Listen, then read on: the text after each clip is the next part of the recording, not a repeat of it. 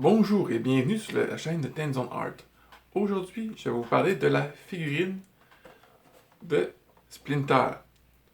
Mais sûrement vous allez dire, mais tu n'as déjà parlé de cette figurine-là. Oui, et vous avez raison. Je vous explique pourquoi j'en reparle aujourd'hui. C'est qu'à l'époque, si vous avez vu les vidéos, je vous parlais d'une figurine qui venait de AliExpress.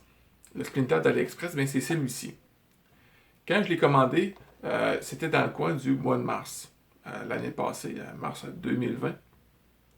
Puis, vu qu'avec la pandémie qui est arrivée, les frontières canadiennes ont fermé, alors le stock est reparti à l'expéditeur par 2 fois.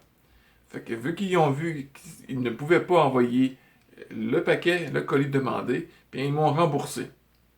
Un coup que les frontières ont tombé, les interdictions, bien, le colis m'est revenu. Alors, je l'ai eu gratuitement.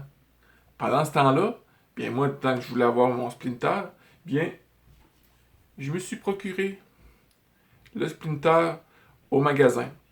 Alors aujourd'hui, on va voir la différence entre celle d'AliExpress et celle du magasin.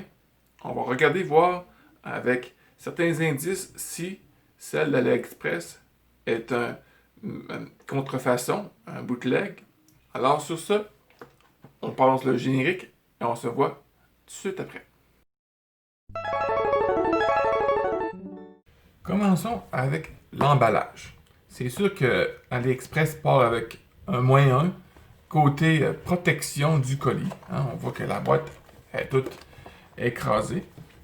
Mais si on compare la boîte que j'ai achetée au magasin, celle-ci d'AliExpress, bien, on peut remarquer comme quoi qu'ils sont identiques. Les images sont identiques. J'ai pas l'impression qu'ils ont fait une copie ou une impression sur la boîte. Même la qualité du carton est la même que celle du magasin. Jusqu'au point que le plastique, comme ceci, du magasin aussi, sont de même qualité. Alors, tout part avec l'idée que ça pourrait être un original du côté de l'emballage. Maintenant, parlons de la figurine. Bien, la figurine, elle a la même odeur que l'original que j'ai acheté au magasin. Je dis ça parce que quand on achète sur AliExpress ou sur Wish, là, celle-là c'est sur AliExpress, là, mais les figurines, ils ont une odeur très toxique, une odeur qui sent l'usine. Alors, celle-ci a la même odeur que l'original. Aussi, on peut remarquer que l'original, je dirais toujours l'original, c'est pour celle-là, c'est celle-là que j'ai achetée au magasin, celle-là à AliExpress, ont tous les deux le même visage, la façon de peinturer, la même chose, la même job de peinture. Les articulations, c'est la même chose. On peut lever les bras, tourner la tête, tout comme celle du magasin que me suis procuré. Même la queue, important la queue, de la plier pour pouvoir tenir la figurine. Tu as peut-être une petite chose de différence du côté d'articulation de la figurine de AliExpress. C'est que ses pieds, on peut remarquer ici, là, ses pieds sont un petit peu plus croches que celles que j'ai achetées au magasin. Mais ça peut être un défaut de fabrication aussi. Tout peut arriver. Et une différence de look entre celle d'AliExpress et du Splinter que j'ai acheté au magasin, c'est le petit vêtement qu'il porte. Celle d'AliExpress est beaucoup plus sale, plus endommagée que celle que j'ai achetée au magasin. Un peu plus propre.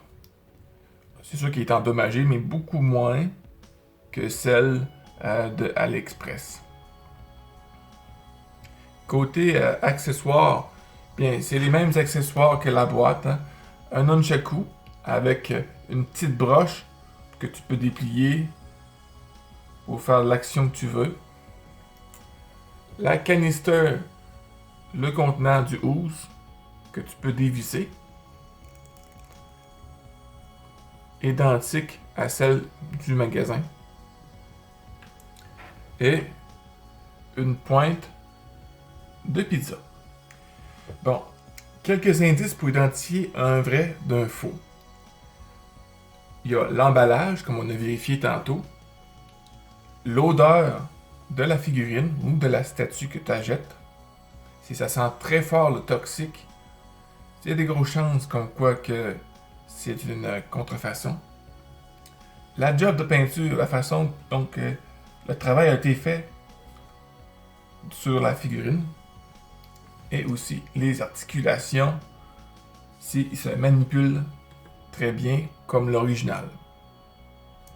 Et même là, ça peut arriver qu'il y a des contrefaçons qui sont encore mieux que l'original elle-même.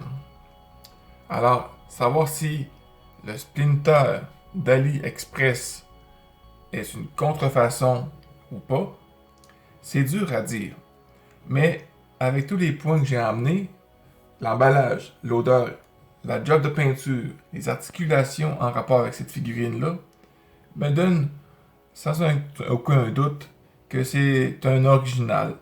Parce que ça arrive qu'AliExpress vend des originaux. Ils vendent pas tout le temps des contrefaçons. Mais je peux me tromper.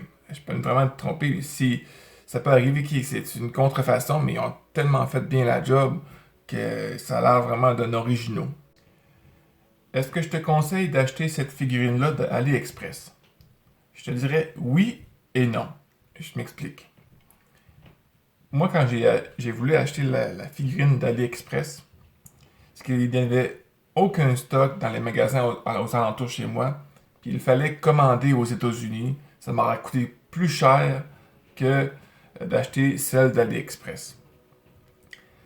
Si ça, c'est ton problème, que dans ton coin chez toi, il n'y a pas de stock, il n'y a rien du tout, bien, c'est une solution qui se propose pour toi. Le bris d'emballage, ça te dérange pas du tout, tu veux pas avoir une boîte intacte comme celle-ci. Alors, vas-y mon ami, tout ça est à ta discrétion. Mais s'il y a du stock dans ton coin, bien, je te propose fortement d'acheter ça dans ton magasin, dans les magasins proches de chez toi. C'était tout pour la vidéo. C'est sûr que c'est une petite vidéo assez courte, mais j'espère que tu as apprécié les explications pour savoir la différence entre une contrefaçon et un vrai. Et si tu as d'autres trucs pour pouvoir identifier des contrefaçons, bien, ne te gêne pas de le marquer dans les commentaires. C'était la dernière vidéo pour le mois de décembre. Et on va se revoir au mois de janvier. Alors sur ce, prends soin de toi, fais attention à toi parce que c'est important. Et on se dit à la prochaine vidéo. Bye bye!